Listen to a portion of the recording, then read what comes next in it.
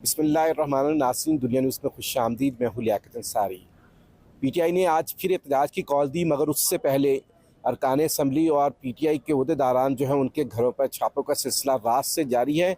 इस वक्त रुकन पंजाब असम्बली पीटीआई के शेख इम्तियाज़, जिनके घर भी छापा मारा गया है, और दूसरे अरकान असम्बली के घर पर भी छापा मारा गया है। आज ये मामला पंजाब असम्बली के ऐवान में भी उठाया गया है। शेख इम्तियाज़ से बात करते हैं। शेख साहब, क्यों छापे पड़ रहे हैं? एहतजाज की कॉल जो है आपने दी।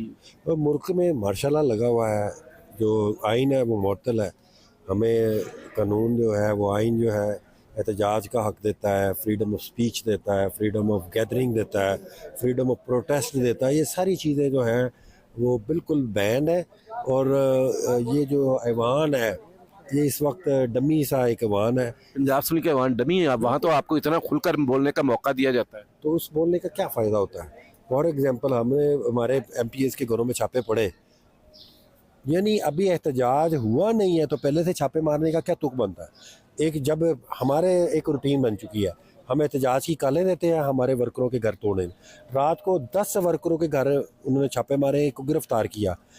जब एहतजाज हो जाता है तो एक एफआईआर होती है, उसमें हमारी ज़मानतें कराना जिम्मेदारी है कि हमने सब कोई जो है वो ज़मानतें करानी है, अपनी भी करानी है, उनकी भी करानी है। यहाँ पे जो स्पीकर साहब अंदर बैठे हुए हैं उनको आगे कहते हैं, वो कहते हैं जी मैं I am the custodian of the house. वो ये कस्टोडियन नहीं होती हाउस है कि एमपीएस आपके घरों को छापे मारे, उनके घरों को तोड़ा जा रहा है, उनके डेरों पे जाके तोड़ा जा रहा है। क्या है आप कस्टोडियन? मैं इस तरह का आप लोगों ने जो प्रिविलेज मोशन दी थी पुलिस के खिलाफ, वो स्पीकर ने मुतलका कमेटी को रेफर तो कर दी थी। उस कमेटी का इजलास एक दफ़ा हुआ है, वो आए हैं, उन्होंने कहा जी एसपी आया था और एक दो और बंदे आए थे, उन्होंने कहा जी हमने तो किया ही कुछ नहीं है। तो मैंने कहा मैं भी कुरान पे हलफ देता हूँ, आप भी कुरान पे हलफ दें, आ जाए। और मैं फिर पहले हलफ देते हैं, फिर मैं साबित करूँगा कि ये हुआ है। अगर मैं साबित किया तो फिर आप नहीं रहेंगे, अगर मैं साबित ना किया तो मैं रिज़ाइन करके चला जाऊँगा। फिर उन्होंने कहा जी हमें कुछ दिनों का टाइम दे दें, वो टाइम आज तक नहीं आया। ये सब मिले ये भी हुए तो हैं आप जमहूरियत के दुश्मन अंदर बैठे आपको हुए हैं। पता भी एहतजाज नहीं करने दिया जाता है, दफ़ा 144 नाफज कर दिया, फिर आप क्यों अपने खिलाफ मुकदमात की तादाद बढ़ा रहे हैं, कारकुनों को गिरफ्तार करवा रहे हैं?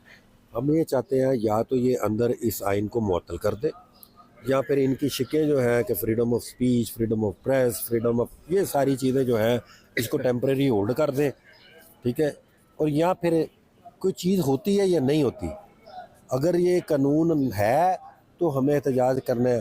अब एसएचओज़ को क्या कहा जाता है कि आपकी नौकरी चली जाएगी, उनकी नौकरियां चली जाएंगी। तो इसलिए वो क्या करते हैं, अपनी नौकरी बचाने के लिए चादर चारदीवारी का तहफ़्फ़ुज़ को पमाल कर रहे हैं।